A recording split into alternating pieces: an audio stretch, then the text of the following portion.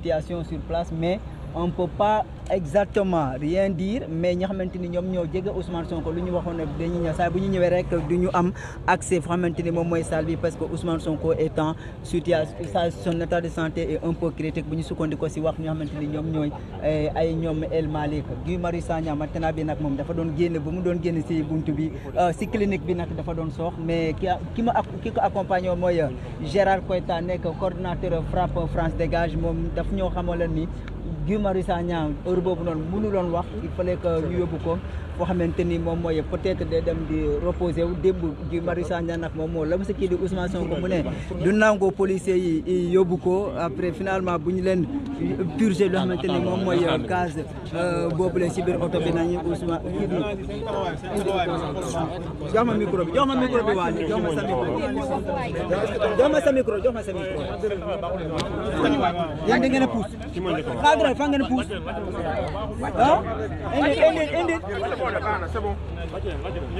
indil micro bi jox ma. bon non man mënu ma wàcc. waaw wuyle ma salaamaaleykum wuyle ma waaw ñu déglu voilà donc coordonnateur des jeunes mu ngi fi, vice coordonnateur des jeunes mu ngi fi, ñoom ñaar ngeen may ñu waxtaan ak ndaw ñi, ñu exprimer wu ak ndaw ñi. Ibrahima Thiam mu ngi taxaw, c'est le coordonnateur national des jeunes de PASTEF, moom mooy waxtaan ak yéen en français. bu paree man en tant que vice coordonnateur national des jeunes moo waxtaan ak yéen ci wolof. du gudd ndax fii dara jarul fi gudd.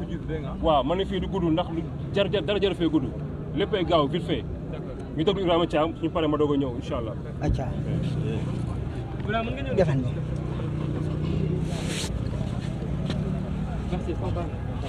alors Sëñ Thiam seen leader nekk en hospitalisation jamono ji en France, d'accord. Votre leader est en hospitalisation à la clinique Souma Assistance depuis votre arrivée. Et à l'heure actuelle, quel est votre sentiment dans cette situation? Un sentiment de honte pour la démocratie sénégalaise. Et c'est la énième tentative d'humiliation de notre leader, le président Ousmane Sonko, qui, peut-être, la seule erreur qu'on lui reproche, c'est de s'engager pour un projet politique pour le Sénégal et pour l'Afrique. Malheureusement, depuis plus de 5 ans, depuis les dernières élections présidentielles de 2019, c'est le seul candidat, le seul acteur politique à subir ces genres d'humiliation, de torture psychologique. Maintenant, c'est des attaques physiques qu'on lui reproche, qu'on lui fait pour juste lui empêcher d'être éligible pour les prochaines élections législatives présidentielles. Et c'est dommage pour la démocratie. Nous n'avons pas eu la chance de le voir parce qu'il est dans une situation de prise en charge médicale. Et c'est dommage pour l'image de la démocratie, surtout du Sénégal. Depuis 2011, la jeunesse sénégalaise s'est mobilisée pour des acquis démocratiques. Mais malheureusement, le président Macky Sall ne fait que reculer l'image de cette démocratie qui ne mérite pas de commentaires. Actuellement, hier, vous avez subi énormément de pression sur la route. Actuellement, il est en hospitalisation. Vous réclamez également son évacuation. Vu qu'il est en comment on peut le dire, en liberté, contrôle judiciaire. Non, pas liberté, contrôle judiciaire. Est-ce que vous pensez que ça sera facile pour lui de quitter le territoire pour se faire soigner à l'étranger? En tout cas, dans les grandes démocraties, la Constitution protège les acteurs politiques, que ce soit de l'opposition comme du pouvoir. Le Sénégal fait partie des victimes de la démocratie au niveau africain et international. Le président Ousmane Sonko, le chef de l'opposition, probablement le prochain président de la République du Sénégal, on le souhaite, ne devrait pas être dans cette situation. Au contraire, c'est l'État qui devrait garantir sa sécurité, comme tout acteur politique. Je pense que ce n'est plus même question de commentaire. Il a droit d'être évacué pour des soins, ne serait-ce pour la stabilité du pays, pour la stabilité même démocratique du Sénégal. En tout cas, on met en garde l'État du Sénégal, surtout le président Macky Sall. Ousmane Sonko, c'est un espoir pour l'Afrique, surtout pour la jeunesse sénégalaise. On n'a pas intérêt à lui empêcher, surtout sous les attaques. Maintenant, il subit des attaques physiques, ce qui est grave. Une première en Afrique qu'on voit un opposant, chef de file de l'opposition, qui a juste ambition de changer le pays avec un projet politique que la jeunesse porte. Et malheureusement pour lui, à part des menaces de mort, maintenant ce sont des attaques. En tout cas, nous, la jeunesse patriotique du Sénégal, nous sommes les frères de lance de Pastef les Patriotes. On ne va plus accepter même que le président Ousmane Sonko se rende même au procès. parce qu'on observe à chaque reprise qu'il se lève en toute tranquillité, à l'heure, essaie d'aller au tribunal,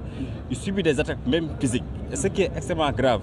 Et que répondez-vous aux jeunes d'en face qui disaient que vous êtes en train de jouer le cinéma? On n'a pas de commentaires à des jeunes, je ne veux même pas citer leur nom. Chaque fois qu'on les entend, c'est des insultes venant de l'opposition, mais jamais de proposition de politique. Si on voit un ministre de la République, je ne veux même pas citer son nom, chaque fois qu'on l'entend, c'est des insultes, c'est des menaces. On n'entend pas sur ces questions. Il y a les questions de l'emploi qui sont là, il y a les questions sociales qui sont là. Quand on l'avait nommé ministre, c'était juste pour régler les problèmes de la jeunesse, mais pas pour faire de la politique politicienne et faire le tour des plateaux pour juste insulter le président Ousmane Sonko. Nous, on va lui mettre en garde.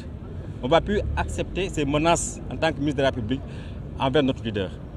Nous, la jeunesse patriotique du Sénégal, on nous entend rarement au niveau des déclarations presse. Nous sommes une jeunesse très organisée, très responsable, qui se battent nuit et jour depuis des années à porter ce combat.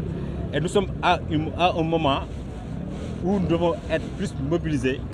à protéger le président Ousmane Sonko et à protéger le projet de Pastef les Patriotes. D'accord, merci beaucoup. Merci.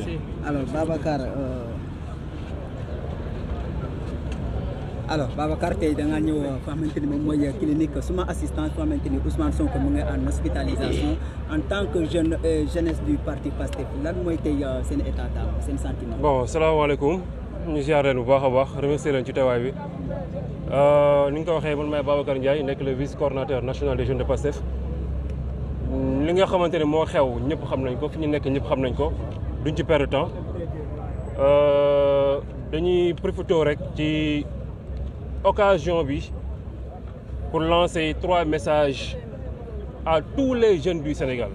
waxuma Pastef de dama ne képp kuy ndaw rek di ñu seetaan en direct wala di ñu déglu message bi yaa ko moom message bi mooy lan message bi mooy Macky Sall ak ñi mu àndal lépp loo xamante ni jaral na leen ko pour que Ousmane Sonko bañ a nekk candidat wala pour que Ousmane Sonko ñàkk bakkanam nañu xam ne ñun jaral nañu lu ko raw ma ne la jeunesse sénégalaise képp kuy ndaw xamal ni lu mu jaral Macky Sall benn jaral nañu ko ñaar ba ñett ba ñeent ba juróom ci kaw loolu ñuy wax ni gardez la position yéen ndaw ñi gardez votre position restez pied ferme pour la résistance car résistance kese moo fi des Ousmane Sonko dafa résister ba tey mu nekk ci hôpital bi am ay ndaw ci ñun ñu résister ba tey ñu nekk ci prison yi am ay ndaw ci ñun ñu résister ba tey ñu am ay gaañu am ñeneen ñu résister ba fii may wax ak yéen la police les traque ñu ngi leen di traqué di leen wër dugg seen kër yi di leen jëli dama ne am ñu résister ba ñàkk seen bakkan ñun aussi on va continuer la résistance fu mu yem neex lii dëgg mooy ñii ñu jàkkaar lool ay ragal lañu pour 2 raisons bu fekkente ni ñoom dañoo ne Ousmane Sonko bu mu jaar bërëb sangam na jaar bërëb sangam il n'a qu'à prendre un acte administratif notifier ko ne ko yoon nee na suba booy génn jaaral fii bul jaar fii bés bu defulee loolu ñoo xam ne Ousmane Sonko wàcc na yoon waaye ils ont peur de prendre cet acte administratif beneen bi stopp mooy bu fekkente ne dañoo bëgg les forces de l'ordre dem jëli Ousmane Sonko indi ko ils n'ont qu'à décerner un mandat d'amener à Ousmane Sonko te xam ne bu ñu ko décerner un mandat d'amener bu ñu ko yóbboo bu ñu paree day des ci loxo force de l'ordre yi ils n'ont pas osé de prendre cet acte ay ragal lañu ils ont préféré jouer à la barbarie jouer à la sauvagerie dem na Ousmane Sonko patamee leen ko taxañ leen ko ngeen indi ko li waral loolu xam ngeen la ma waral loolu noonu boobu sauvagerie xol bu bon ak jalousie ndaxte nguur gi ak Macky Sall ils sont devenus impopulaires grâce à leur incompétence Ousmane Sonko yàlla def ko ci xol yi grâce ak bëgg gi mu bëgg Sénégal exemple bu ndaw laa leen di jox daje nañu Kër Massar des milliers et des milliers de jeunes def suñuy meeting bal tàkkul ñu daje récemment fii nii au Parcelles Assainies dafa meeting bu rëy bal tàkkul démb Ousmane Sonko bu àndoon ak tout le Sénégal ñu bàyyi ko mu dox pacifiquement wër tout le Sénégal ba egg tribunal bal du tàkk kenn du yàqule Auchan du tàkk dara du xew léegi bàyyiwul Ousmane Sonko mu ànd ak tout le Sénégal dem tribunal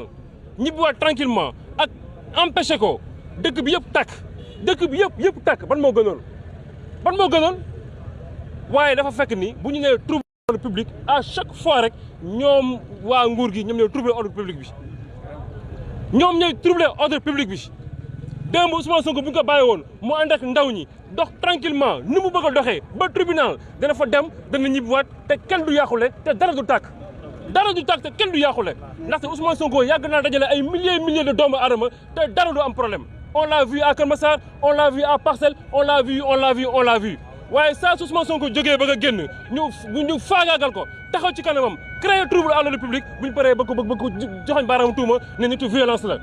tey kooku ñu joxoñ baaraamu tuuma tey jii mu ngi ci hôpital bi tëdd di wax ne nag Ousmane Sonko sa situation est grave c'est ça la vérité waaye nañu xam ne lépp lu ko fa dal Macky Sall est l'unique responsable et là nous parlons à l'opinion nationale et internationale lépp lu dal Ousmane Sonko Macky Sall est l'unique responsable ci kaw loolu nag ñun ndaw yi Pastef li ñuy laaj ñett la sorewul bis njëkk mooy dañu ne Ousmane Sonko nañ ko delloo passeport am comme ça s'il nécessite une évacuation sanitaire ñu évacuer ko mu dem mu faju ji beneen bi topp mooy ndaw ñi ñu teg loxo nañu leen bàyyi ñi ñu traqué di leen rëbb nañu leen bàyyi waaye beneen bi topp mooy fa laay daanalee kër Ousmane Sonko bi ñuy barricadé di ko imposer résidence surveillée nañ ko ba dootuñu ko nangu nañ ko bàyyi ñun Sénégal gi la ñu dëkk deewuñu dawuñu xooxtaluñu ragaluñu dara on défend la démocratie on défend notre projet on défend notre leader on défend l'avenir du Sénégal ku ñu bëgg a rey nañu rey ci lii ñu jël amul benn problème on demande à toute la jeunesse de garder toute la mobilisation rester ferme et en alerte on résistera tant que le besoin se fera ressentir inchallah rabbi et 2024 gisuñu ku ñu teree bokk inchallah rabbi merci beaucoup. mu ngi noonu dégg ngeen li nga xam ne patriote bi moom la daal di wax ndax nee na état de santé ma critique na ba ñoom ñu ngi demandé à ce que ñu jox delloo ko li nga xam ne rek moom mooy passeport am ndax mu mën a dellu dem daal di dem faju ji à l'extérieur donc ñoom loolu la ñuy demandé te ñu ngi ne lépp li nga xam ne moo ko dal rek ñoom état bi la ñuy tenir responsable donc mu nekk loo xam ne moo fi rusandi léegi nii dégg ngeen kàddu yi nga xam ne patriote bi génnee na ko ma leen di fàttali ba tey ne nit ñi ñu ngi taxaw di xaar pour que ñu gën a am leen loo xam ne leer na leen ci mbiru Ousmane Sonko donc suñu fàttali ko gis nañ conférence de presse bi nga xam ne Ousmane Sonko def na ko ba jox nit ñi date le 14 le 15 ak le 16 bi nga xam ne waroon na ko wuyu si bopp bi ba léegi marque bi muy foofu man damay woote leader yëpp képp ku naan moom leader la na génn les discours là ay je ne sais pas conférence des leaders de Pastef nous on en a marre de ça nañu leen gis ci terrain bi on vous respecte beaucoup donc rendez-nous aussi ce respect là nañuy wàcc ci terrain bi mais ay man leader laa tey ban parent ngeen di gis xeex bu amee nii mu jiital seen doomam yi mu ne leen dem leen xeeji moom mu tëj kër ga nga xam ne ni que pas boobu il est irresponsable il n'est pas responsable na leader yi gën a ñuy woo jeunes yi comme Guy Marius Sagna nu mu ko defee